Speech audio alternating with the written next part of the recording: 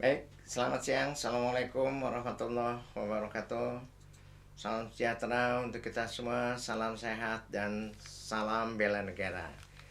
Hari ini kita ketemu lagi di pertemuan keempat materi pembelajaran berbasis video untuk mata kuliah Audit Sistem Informasi. Mudah-mudahan kalian tidak bosan dengan durasi yang disampaikan melalui video pembelajaran ini, dan tentu yang betul-betul diharapkan adalah bisa mudah dipahami. Ya, baik. Apa yang akan kita bahas di pertemuan keempat ini? Ini adalah audit tata kelola teknologi informasi. Ya, jadi audit tata kelola ini sangat-sangat penting di dalam sebuah perusahaan atau organisasi. Apa yang akan kita bahas di pertemuan audit tata kelola ini?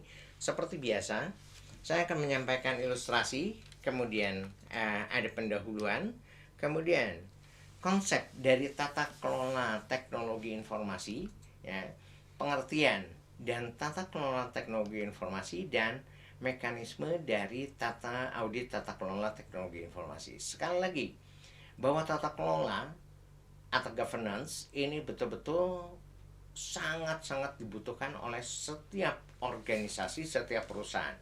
Maka kemudian ada yang namanya disebut dengan arsitektur sistem informasi ataupun teknologi informasi. Ini bagian dari tata kelola teknologi informasi. Baik, apa yang ingin dicapai dari materi ini?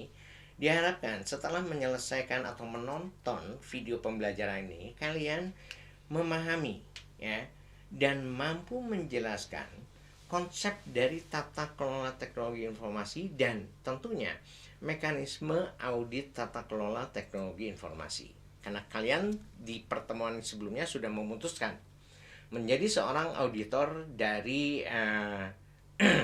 internal perusahaan. Baik, ya. Kita lihat ini perusahaan itu pasti, ya, sudah merancang bagaimana tata kelola teknologi informasi itu yang baik. Kenapa? Karena tujuannya adalah harus bisa betul-betul nanti teknologi informasi ini memberikan satu informasi yang akurat, lengkap, relevan, dan tentunya bertanggung jawab. Nah, bagaimana bahwa tata kelola teknologi informasi ini harus selaras dengan strategi perusahaan itu sendiri. Kemudian yang kedua adalah di dalam membangun tata kelola teknologi informasi ini harus bisa menyampaikan value, harus bisa menyampaikan nilai-nilai positif dari perusahaan itu sendiri.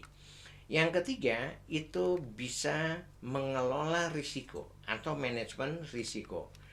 Dan yang keempat itu adalah tentunya bagaimana keterkaitan dengan manajemen sumber daya yang ada di dalam organisasi itu sendiri. Dan yang kelima adalah tentunya harus bisa melakukan pengukuran terhadap kinerja dari organisasi atau perusahaan. Nah, ini semua tentunya kelima elemen ini harus, ya, kalau jika dalam implementasinya kelima elemen ini tidak sesuai yang diharapkan oleh organisasi atau perusahaan, maka mau tidak mau, suka tidak suka, harus dilakukan audit tata kelola teknologi informasi.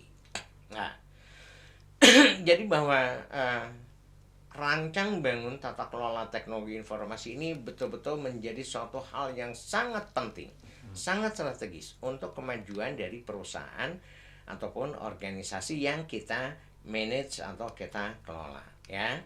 Baik, kita tahu bahwa perkembangan teknologi, ya, dan bisnis saat ini sudah membuktikan bahwa tata kelola teknologi informasi ini memiliki peran yang sangat strategis, ya, untuk bisa mencapai tujuan dari organisasi itu sendiri. Jadi tata kelola teknologi informasi ini merupakan landasan di dalam membangun struktur yang bisa menyelaraskan proses teknologi informasi tentunya dengan tujuan bisnis maupun tujuan organisasi yang sudah dirumuskan. Dengan adanya tata kelola teknologi informasi, maka perusahaan diharapkan bisa memastikan bahwa manajemen organisasi bisa terlaksana dan dapat dievaluasi ke arah yang lebih baik.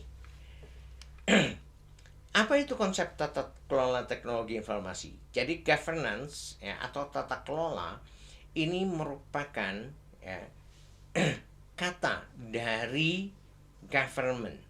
Artinya membuat suatu kebijakan yang selaras dengan keinginan atau aspirasi masyarakat atau konstituen.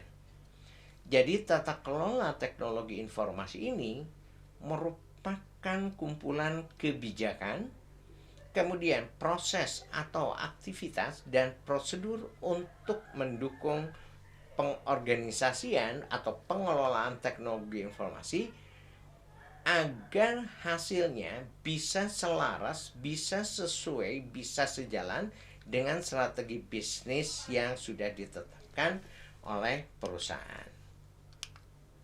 Nah, tentunya setiap perancangan atau pengembangan dari tata kelola teknologi informasi atau apapun itu pasti memiliki tujuannya. Demikian juga dengan tata kelola teknologi informasi ini memiliki tujuan untuk mengarahkan teknologi informasi dan memastikan pencapaian kinerja harus sesuai dengan tujuan yang sudah ditetapkan. Apa saja itu? Yang pertama adalah teknologi informasi menjadi searah dengan perusahaan dan manfaat yang ditetapkan bisa direalisasikan. Yang kedua adalah teknologi informasi itu bisa memanfaatkan berbagai peluang dan memaksimalkan profit atau keuntungan dari perusahaan. Yang ketiga adalah sumber daya teknologi informasi ini digunakan betul-betul bertanggung jawab. Dan yang keempat adalah teknologi informasi itu terkait erat dengan berbagai risiko yang terus harus betul-betul dikelola dengan baik. Ini adalah tujuan dari rancang bangun tata kelola teknologi informasi di dalam suatu perusahaan. Apa yang menjadi fokus area dari tata kelola teknologi informasi ini? Yang pertama adalah betul-betul harus ada kesesuaian, harus ada keselarasan dengan strategi perusahaan. Ya. Kemudian yang kedua, penyampaian nilai-nilai yang ada dalam perusahaan. Maksudnya apa? Bahwa penerapan teknologi informasi harus bisa mencapai visi misi organisasi. Betul-betul memberikan nilai manfaat sesuai dengan tujuan bisnis yang diterapkan dalam strategi bisnis perusahaan. Ya. Kemudian yang ketiga, harus bisa mengelola risiko atau disebutkan manajemen risiko. Jadi setiap pelaksanaan operasional dari perusahaan itu pasti akan memiliki risiko. Nah, bagaimana teknologi informasi ini harus bisa mengelola risiko dengan baik. Yang keempat adalah manajemen sumber daya. Apa maksudnya? Manajemen sumber daya ini lebih menekankan kepada bagaimana memanfaatkan sumber daya organisasi atau perusahaan itu harus bisa bermanfaat dalam proses pelaksanaan bisnis yang disupport dengan teknologi informasi, baik itu softwarenya maupun hardwarenya dan brandware-nya, sehingga apa? Bisa berjalan sesuai dengan yang sudah direncanakan. Ya.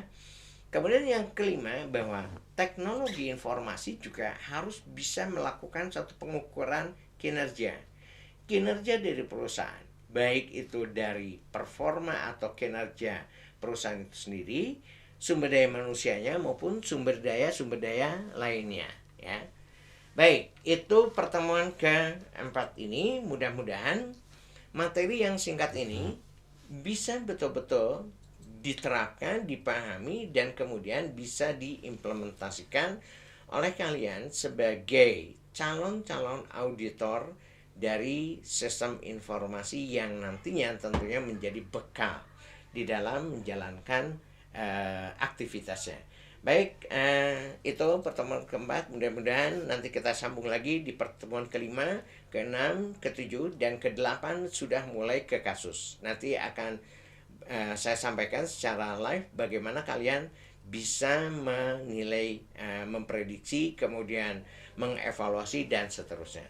Baik, akhir kata, terima kasih. Mudah-mudahan sekali lagi bahwa materi keempat ini bisa memiliki nilai manfaat untuk kalian. Wassalamualaikum warahmatullahi wabarakatuh. Salam sejahtera untuk kita semua. Salam sehat dan salam bela negara. Terima kasih.